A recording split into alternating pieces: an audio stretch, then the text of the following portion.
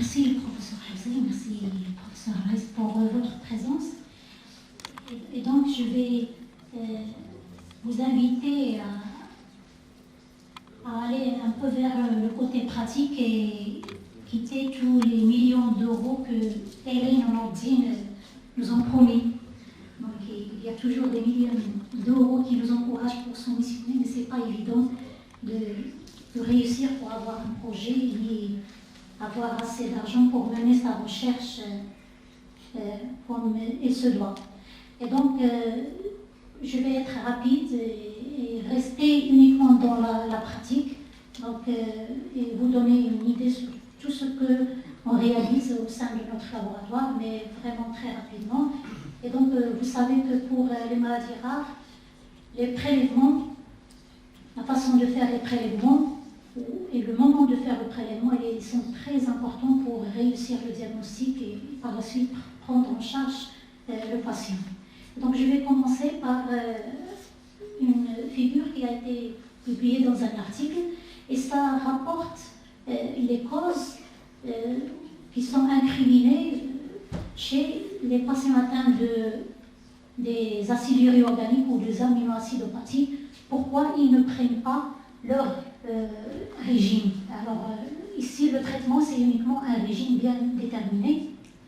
Alors, vous voyez, les causes, ils sont assez présentes, mais le score le plus élevé, il est dû au fait que les praticiens ou les médecins, ils ne prescrivent pas simplement ce régime.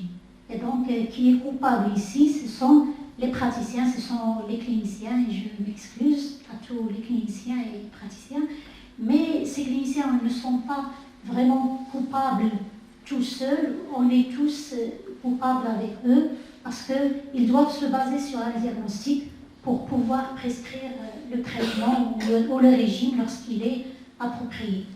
Et donc, il faut que nous arrivions tous à amener les cliniciens et les aider pour qu'ils puissent prescrire le bon traitement, que ce soit médicamenteux ou sous forme de régime.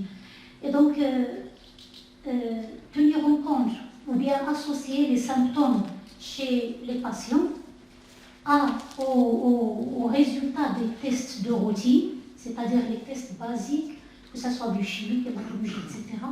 C'est très important et c'est très important de faire cette association parce que c'est uniquement suite à cette association, c'est-à-dire on note les symptômes et on réalise des tests de base, glycémie, urée, tous les tests que vous connaissez, qu'on peut vraiment s'orienter vers une suspicion de maladie métabolique. Et bien sûr, ce n'est qu'à ce moment qu'on peut demander des tests spécifiques. Et ça va, cette association et ce protocole un peu logique va permettre de confirmer une maladie héréditaire du métabolisme. Donc vous devez toujours, bien sûr, on doit toujours associer les symptômes aux tests de routine pour s'orienter vers les tests spécifiques qu'il faut faire parce que c'est souvent des tests qui sont trop chers et ce n'est pas donné à tout le monde de les faire. Alors pour vous montrer juste l'importance des analyses de routine, ils sont très importants et je vous présente ici un chapitre que j'utilise tout le temps et que tous les cliniciens qui vont rencontrer des patients suspectés atteints de maladie héréditaire ou de métabolisme, ils doivent l'avoir sous la main. Donc ce chapitre, on expose l'apport qu'un praticien peut avoir peut obtenir comme information à partir d'une analyse de routine. Par exemple, si l'ammoniamémie est élevée, il faut penser au désordre du cycle de l'urée, les acides gras-amitines. Il y a plusieurs maladies qu'on peut objectiver. Et même, par exemple, pour le bilan hépatique, s'il est perturbé, il y a tout un panel de maladies qu'on peut suspecter, et ainsi de suite. Ça, c'est juste pour vous montrer l'importance et que vous ayez ce chapitre. Il y a plusieurs articles qui ressemblent à cette étude et ce n'est qu'après qu'on peut aller aussi vers des analyses que je considère, ce sont des analyses de routine aussi. Par exemple, la recherche des cétons glycériles, l'acide lactique, l'hyperammoniémie. Et vous voyez, dans ce tableau, on est déjà orienté vers certaines maladies. Donc on ne peut pas rater le patient si on arrive à associer les symptômes cliniques, les analyses de routine et ces 6 ou 5 analyses que je considère ils sont aussi de routine. Donc on est plus ou moins orienté. Et c'est à partir de ce moment-là qu'on peut demander des analyses plus spécifiques et plus coûteuses. Et donc, cette présentation, cet organigramme des analyses relatives aux maladies rares ou à toutes les maladies, il est classique. Donc, il y a toujours une phase préanalytique, une phase analytique et une phase post-analytique. Mais pour les maladies héréditaires du métabolisme, la phase préanalytique est cruciale. Donc, si on la rate, automatiquement, notre diagnostic elle est raté. Donc, des fois, on donne des faux positifs, des résultats des faux positifs ou bien des faux négatifs. Et donc, la phase préanalytique, ça va concerner la collection des prélèvements, les prélèvements, que ce soit les urines, le sang, les liquides céphalorchidiens, le transport aussi, le stockage et la préparation de ces prélèvements pour permettre de les détecter par certains appareils. Et donc, il y a tout un travail colossal sur la partie préclinique. Et donc, si on rate déjà le prélèvement, le temps où nous le faisons, ou bien si on le transporte, on l'envoie pour un long transport sans certaines conditions, ou bien si on le stocke de manière inappropriée, soyez sûr que le résultat est tout à fait faux. Et après, il y a la phase analytique. Alors, la phase analytique pour les maladies héréditaires du métabolisme, c'est la phase la plus difficile et qui se base totalement sur la phase préanalytique. Donc, ce sont des molécules que ce n'est pas facile de les mettre en évidence. Il faut faire chaque fois plusieurs réactions chimiques appropriées à ces molécules pour qu'ils puissent apparaître grâce à la spectrométrie, à la chromatographie et à la spectrométrie. Et même lorsqu'on arrive à la phase post-analytique, une fois que cette analyse est réalisée, il y a encore plus un travail énorme parce qu'il n'est pas facile de rendre un résultat aux cliniciens comme ça. Il faut toujours vérifier, lire des articles, vérifier ce que les gens ils ont trouvé comme résultat. Donc, on se met le cadre de la recherche même pour rendre un résultat. Donc, on est obligé de lire plusieurs articles, de discuter avec le clinicien, avec les résidents, etc. Donc, c'est un travail énorme. Et à la moyenne, en général, c'est au bout d'un mois qu'on arrive à livrer un résultat. Donc, ce n'est pas évident. Et donc, si on rate une de ces 3 parties de l'analyse, donc automatiquement, le diagnostic il sera erroné.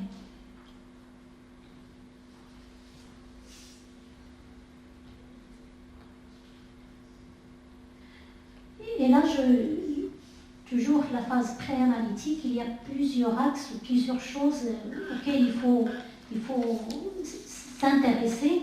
Donc en général, ce qu'on cherche lorsqu'on on prélève un patient suspecté atteint de maladie métabolique, c'est qu'on va chercher certains biomarqueurs. En général, ce sont les biomarqueurs qui vont nous orienter vers les enzymes à doser ou bien les mutations à chercher. Parce que si on va doser des enzymes comme ça, on ne va pas s'en sortir. Et il y a des patients qui ont resté 10 années avant de trouver la déficience enzymatique qui cause leur pathologie. Donc, ce qu'on fait actuellement, c'est qu'on essaie de chercher les biomarqueurs. Donc, ce sont des molécules chimiques, soit ce sont des acides aminés. Je donne l'exemple de l'ammoniac qui est maintenant une analyse de routine. Des enzymes qui sont un peu plus spécifiques et plus coûteux. La cystine, par exemple. Alors, les acides aminés, ils sont très, très actifs. Il ne faut plus, je conseille aux cliniciens qu'il ne faut plus les envoyer à l'étranger comme ça, un tube de sang, et l'envoyer à l'étranger, soyez sûr que automatiquement ce sont des résultats erronés. Et nous avons vu plusieurs exemples.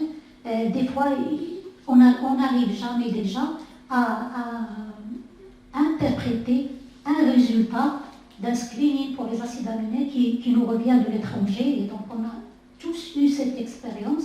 Donc à un certain moment, on dit qu'il valait mieux ne pas l'envoyer que de rester comme ça, voir des résultats vraiment bizarres. Donc les acides aminés, il est primordial de les traiter localement, parce qu'au bout d'une demi-heure, ils sont en train déjà de réagir, de se glycolyser, de se fixer à d'autres molécules. Et donc il ne faut pas s'attendre à pouvoir interpréter des acides aminés envoyés avec un son dans un tube, donc il faut éviter. Alors la cystine, parce que jusqu'à ce jour, on envoie des prélèvements pour confirmer la cystinose, qui est une maladie rare très grave. On envoie ce prélèvement en Europe et on sait tous que la cystine, il faut l'extraire 12 heures après le prélèvement. Donc si on dépasse 12 heures, automatiquement on est sûr que le résultat est erroné. Et pourtant, il y a des laboratoires en Europe qui acceptent de recevoir nos analyses et de nous rendre des résultats tout à fait erronés. Donc je ne vais pas parler, il y aura mes collègues qui vont parler plus de la cystine, la cystinose, etc. Et donc ce sont des biomarqueurs qui doivent être traités localement lorsqu'il s'agit du sang ou des urines. Et dans ce cas-là, le meilleur moyen pour envoyer ces échantillons, c'est les DBL, les dry blood spots, ou bien les urines séchées, ou bien le sang séché sur papier Whatman. Et là, c'est une façon de contrôler aussi, parce qu'on peut aussi contrôler les laboratoires étrangers, ou les laboratoires en Europe ou là, aux États-Unis. Donc, Anna, je suis sûre, lorsque quelqu'un me demande à un laboratoire d'envoyer le sang, je suis sûre qu'elle est en train de se moquer de nous, carrément, parce qu'il va prendre l'argent, il va rendre un résultat erroné. Et les laboratoires qui vous demandent d'envoyer ça sur papier Whatman, soyez sûr que ce sont des laboratoires honnêtes qui vont vous rendre des résultats qu'on peut interpréter et que le patient va être pris en charge. Et je reviens toujours sur la partie préanalytique et les symptômes chez les patients. Il est très important que les cliniciennes ou les cliniciens, les praticiens puissent faire la différence entre les maladies qui se présentent par décompensation et les autres maladies qui se présentent par régression, et ça va prendre du temps. Donc les maladies qui se présentent par décompensation, telles que par exemple le désordre du sucre et de l'urée, les aciduries organiques, etc., ils sont nombreuses. Ce sont des maladies où les patients arrivent souvent en état de décompensation aux urgences ou aux hôpitaux. Il y a aussi les maladies, les défauts de neurotransmetteurs. Dans les deux familles de maladies, les patients arrivent dans un état très grave et sévère. Et donc le clinicien, les médecins, ils doivent être éveillés. Il faut prélever, il faut faire tous les prélèvements avant de prendre en charge le patient. C'est-à-dire avant toute action, pensez à prélever. Parce que si on rate cette période de décompensation, si le patient reprend et qu'il se sent très bien, alors soyez sûr que tous les prélèvements qu'on va faire, ils ne vont pas permettre de diagnostiquer la maladie parce que tout rentre en ordre. C'est comme si rien n'était, c'est comme s'il n'a pas de maladie. Et donc c'est souvent ce qui nous arrive. Les cliniciens prennent en charge le patient parce qu'il est dans un état très grave, soit par transfusion, infusion, n'importe quel traitement, parce que pour le clinicien, il faut le sauver d'abord. Mais cet éveil, ce réflexe de prendre le prélèvement, il est très rapportant parce que souvent les patients décèdent dans des décompensations. S'il rate une première, il reste vivant, soyez sûr, la deuxième ou la troisième, il va vraiment céder.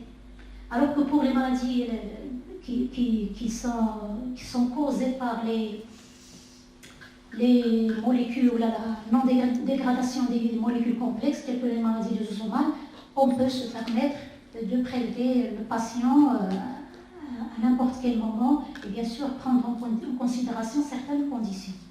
Et donc, je vais me concentrer un peu sur la décompensation métabolique et se fait par plusieurs façons la méthode. Soit c'est un désordre de l'équilibre acide-base, soit par hypoglycémie, et c'est souvent ce que vous recevez florétal, soit par une élévation de l'ammonium, ou encore par d'autres signes tels que la rhabdomyolyse, etc. Et donc, il faut être conscient que chaque fois que vous recevez un patient avec une décompensation qui revienne à ces quatre expressions de décompensation, il faut faire attention, il faut réaliser vos prélèvements. Et donc, il faut prélever durant la décompensation, c'est très important. Et les laboratoires, parce qu'il faut faire très attention, est-ce que, je ne sais pas si un laboratoire vous contacte, si vous envoyez à l'étranger un prélèvement, est-ce que certains d'entre eux arrivent ou nous contactent pour nous demander est-ce que vous avez fait le prélèvement durant la phase de décompensation? Je ne pense pas que ça nous est arrivé, que certains d'entre eux nous contactent s'ils n'acceptent même pas de répondre si vous les contactez. Et donc c'est durant cette période qu'il faut faire les prélèvements.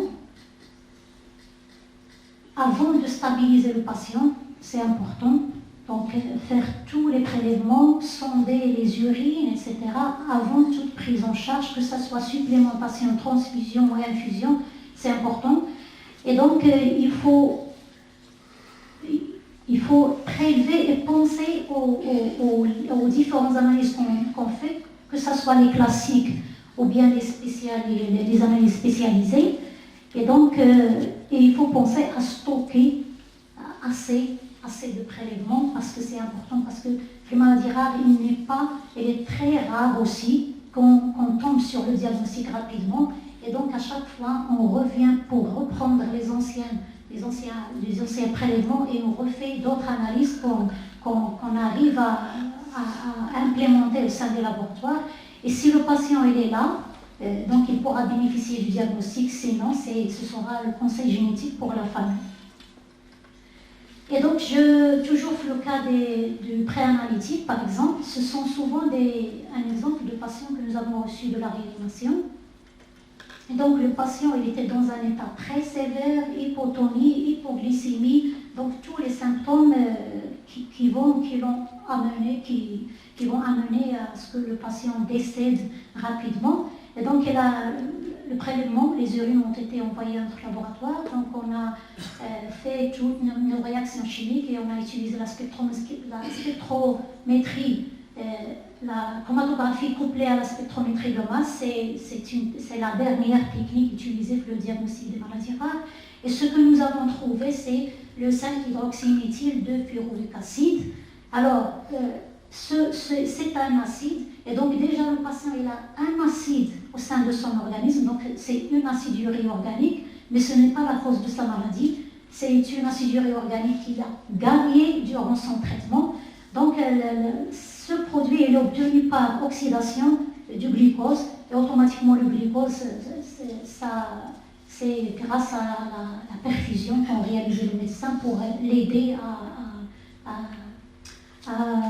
s'échapper à son hypoglycémie. Donc automatiquement le patient il a une acidose parce qu'en présence des ions H+, de glucose, on a formation de cet acide qui est aussi toxique pour le patient. Donc elle est décédée sans qu'on arrive à connaître la cause de sa décompensation ni de sa maladie. Et donc ça c'est l'importance de prélever avant de perfuser le patient. Et là je passe à une autre patiente. Alors Marwa, le premier...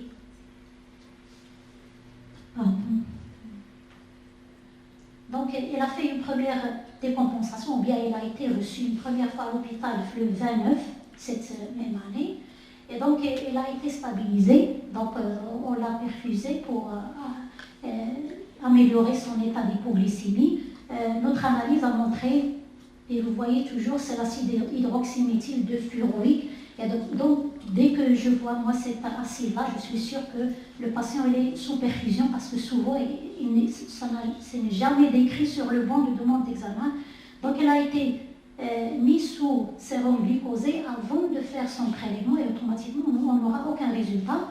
Et donc, après discussion avec les cliniciens, la famille est avertie qu'il faut la ramener dès qu'elle décompense et que le médecin il doit la prélever au moment de la décompensation. Et vous voyez, l'autre analyse, il est revenu 1 mois après en décompensation. Elle a été prélevée, les urines ont été collectées durant son décompensation. Et vous voyez le nombre de molécules que nous avons trouvées.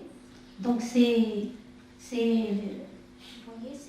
l'hydroxy adipique, c'est à peu près 60 fois le normal, etc. Et donc vous voyez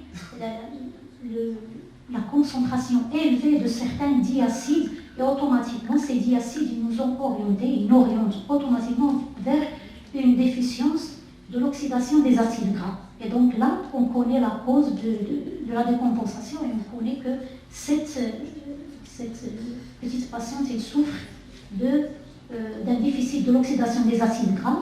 Et donc sa famille elle est avertie que la prise en charge c'est uniquement un régime. Il doit prendre au bout de 2 heures il doit s'alimenter et son alimentation doit être riche en glucose. Merci.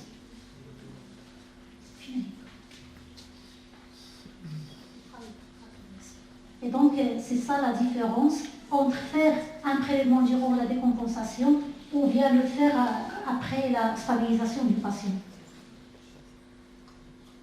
Et là, toujours la phase préanalytique, et là je vais vous montrer les dégâts que cause la monothérapie par l'acide valproïque ou bien le dépacking. Donc souvent, les patients qui souffrent des maladies héréditaires du métabolisme, souvent l'acide valproïque il va rendre les symptômes plus sévères. Parce que c'est il entre l'oxydation des acides gras. Et donc chaque fois que le patient, il peut répondre positivement pendant un certain moment, mais automatiquement son état va se dégrader parce qu'on installe chez lui une autre, il y a plusieurs aciduries organiques qui vont rendre les symptômes très sévères. Et donc nous avons reçu ce patient-là.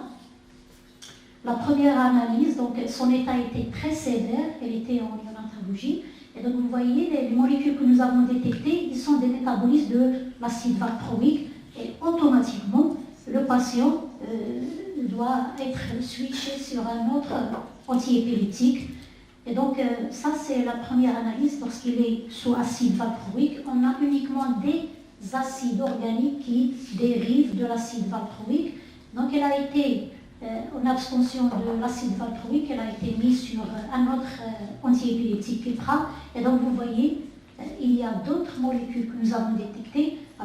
L'acide adipique 20 fois plus que le normal, présence de l'acide sudérique. Et donc ça nous oriente automatiquement vers un déficit de l'oxydation des acides gras ou vers le syndrome des Zellweger. Et bien sûr, le déficit des acides, l'oxydation des acides gras, elle est éliminée parce qu'il n'y avait pas d'hypoglycémie et le syndrome des Zellweger a été retenu et la suite des analyses a montré qu'il s'agissait de syndrome des Zellweger et donc la famille est avertie dans le cadre d'un conseil génétique. Alors ici, c'est aussi un des drames de l'usage de l'acide valproïque chez les patients qui sont atteints de maladies héréditaires du métabolisme. Donc, c'est un patient de 24 heures qui est reçu en neurologie. Ils ont prescrit ou ils ont annoncé que selon l'anamnèse de la famille, il est en régression sévère depuis 6 années. Et puis, lorsqu'on a demandé, il prenait déjà l'acide valproïque plus que de 6 années. Donc l'analyse a montré la présence, vous voyez, de l'acide 3-hydroxyisovalorique. Il est excrété 33 fois plus que la personne normale. Et donc automatiquement, nous avons pensé, parce que la présence de l'hydroxyisovalérique acide, ça oriente vers une déficience de la biotidinase. Donc nous avons traité le patient en se basant sur cette analyse. Donc elle a été traitée par la biotine et il a répondu positivement. Donc il a repris, mais on se disait parce que la maladie, il n'a pas traité plus tôt, donc il y a des séquelles irréversibles. Et donc la maman a ramené qu'elle a déjà une autre fille de 32 ans qui avait les mêmes symptômes au début, les mêmes symptômes avec son frère. Donc lorsqu'on a analysé les urines de la jeune fille aussi, nous avons trouvé un profil mais qui est totalement différent. Bien qu'il y ait l'hydroxyisovalérique, mais cette fois-ci 7 fois le normal, nous avons l'éthylmalonique acide qui est excrété à 46 fois la normale. Et donc automatiquement, soit il s'agit d'un défaut de l'oxydation des acides gras, soit une éthylmalonique encéphalopathie. Et puisqu'il s'agit d'un frère et sœur, donc il y a quelque chose qui ne va pas. Normalement, je devais avoir la même maladie. Et c'est qu'après avoir recherché la bibliographie, que nous avons appris que l'acide valproïque, il entraîne une déficience de la butydinase qui est encore une maladie rare. Donc vous voyez, il a déjà une maladie rare et par traitement par acide valproïque, il gagne une autre. Donc c'est très difficile pour les patients. Et donc il fallait aussi les switcher sur un autre antiépileptique. Et donc, tout ça, c'est très important. Lorsque vous associez les symptômes aux analyses de routine, vous les associez aussi aux prises médicamenteuses, il faut avoir une bonne anamnèse. Et lorsqu'on prescrit l'acide valproïque aux patients suspectés atteints de maladies héréditaires du métabolisme, il faut toujours être à leur écoute et les mettre il faut les poursuivre, les demander l'évolution de leur état et surtout leur faire des analyses, chercher les différents métabolites qui peuvent avoir fusérine. Sinon, il y a des patients qui décèdent à cause de l'acide valproïque alors qu'on peut simplement prescrire un autre antiépileptique. Et donc actuellement, aujourd'hui, ça c'est le protocole analytique qu'on adopte pour la majorité des laboratoires de référence. Donc il y a toujours cette spectrométrie de masse non ciblée, c'est-à-dire qu'on part sur la base qu'on doit retrouver tous les molécules qui sont anormales, qui sont à des doses non normales comparées à la personne, comparées au contrôle. Et après, il y a des données bioinformatiques qu'il faut jongler avec pour arriver à fixer et à donner un nom à chaque molécule qu'on va trouver. Et puis, il faut associer, c'est là qu'il faut associer la génomique ou la détermination des mutations et les autres données telles que la radiologie, etc. Et on va automatiquement et sûrement avoir un diagnostic. Donc, si on part et on demande de faire l'exome total, par exemple, c'est pas sûr de tomber sur la maladie. Parce qu'il faut toujours cette association. À deux fois, on trouve plusieurs mutations, mais on n'arrive pas à attribuer ces mutations à ces symptômes. Et donc, ça c'est uniquement de l'argent qui est perdu. Et donc, nous aussi, au sein de notre laboratoire, grâce à toutes les aides que nous avons eues de nos collaborateurs à l'étranger, en Espagne, en Angleterre, ça c'est notre protocole général. Donc, souvent, on commence par les urines. Donc, les urines, c'est un prélèvement extraordinaire qui n'est pas du tout invasif, qu'on peut avoir à volonté. Donc, on peut collecter facilement des urines. Et donc, c'est en partie, on part des urines, on fait des extractions, différents types d'extractions, et on va objectiver tous les métabolites, et c'est très dépendant des symptômes décrits par le clinicien. Donc, s'il nous décrit qu'il y a une organomégalie, par exemple, s'il nous parle d'une régression psychomoteur, automatiquement, on va faire l'extraction des lipides. Et on va aussi chercher les oligosaccharides et toutes les maladies qui vont engendrer des organomégalies ou des faciès grossiers, etc. Et donc, ça dépend du clinicien. C'est lui qui va qui doit assumer cette responsabilité.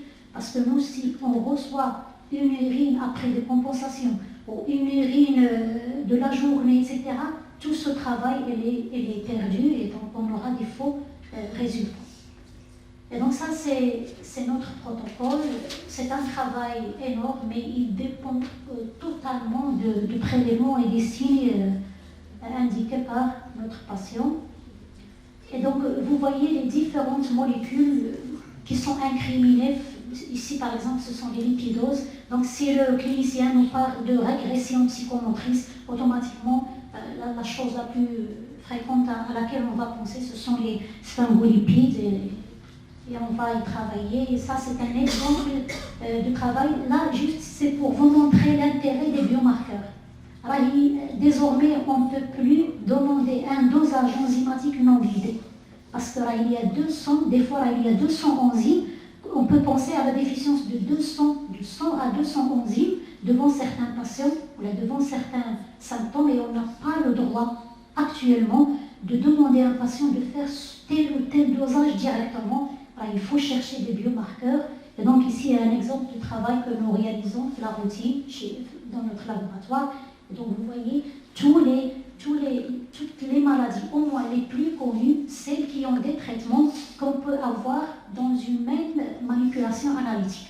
Donc là, on peut...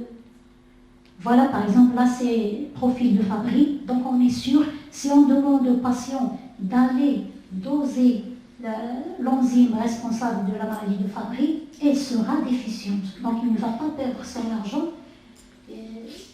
Ici, c'est la maladie de Gaucher. Donc on a les glucosides sphingosides. Donc automatiquement, on va penser à la maladie de Gaucher. Alors, on peut même donner un pronostic relativement aux maladies grâce aux biomarqueurs.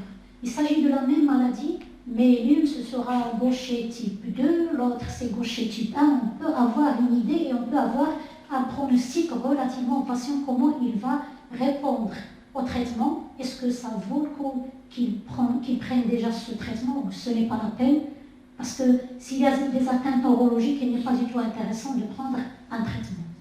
Là, ici, c'est un profil de métachromatique de leucodystrophie. Ce sont les sulfatides qu'on va mettre en évidence les urines. Et là, ici, c'est la sphingomyéline. Donc, c'est la maladie de Niemann-Pick et c'est très important parce qu'actuellement, le traitement est disponible. Et donc, vous voyez, là, on peut s'orienter directement vers le dosage enzymatique à faire.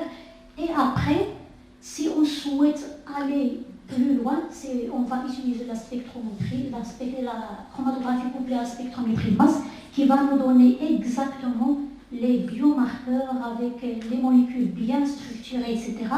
Et là, on peut aussi déterminer les différents isomères et on peut allier ça au phénotype chez le patient. Alors, il faut savoir qu'il n'y a plus de corrélation génotype-phénotype. On l'a montré, et surtout au Maroc, il n'y a pas cette corrélation. Donc, il ne faut plus déterminer les mutations et prédire si le patient il aura un phénotype sévère, est-ce qu'il va décéder bientôt, est-ce qu'il va avoir une longue vie. C'est plutôt les biomarqueurs. Et donc, on est obligé de s'orienter vers la détermination des biomarqueurs. Et donc, les messages que je voudrais que nous puissions retenir, c'est qu'il faut collecter les prélèvements durant la décompensation. Avant tout traitement, que ce soit perfusion, transfusion, supplémentation, etc., il faut différencier entre une décompensation et une régression, parce que souvent, on envoie le patient et on dit qu'elle est en régression alors qu'il est en décompensation. Et là, il faut faire très attention parce qu'il reste si on suppose qu'il est en régression, on risque qu'il fasse une deuxième décompensation et qu'il décède. Et souvent, des fois, on reçoit des patients où on croit que c'est une décompensation et ce n'est pas le cas, c'est une régression. Il faut discuter les interférences et les interactions des patients face à l'acide valproïque, c'est très important. Et il faut surtout, pour envoyer une analyse, soyez sûr que vous l'envoyez sur du papier Whatman. Ce n'est plus important, ce n'est plus rentable d'envoyer un liquide, vraiment liquide dans un tube, parce que ça ne va pas donner de résultat. Et je pense que je termine sur ce point et merci pour votre attention.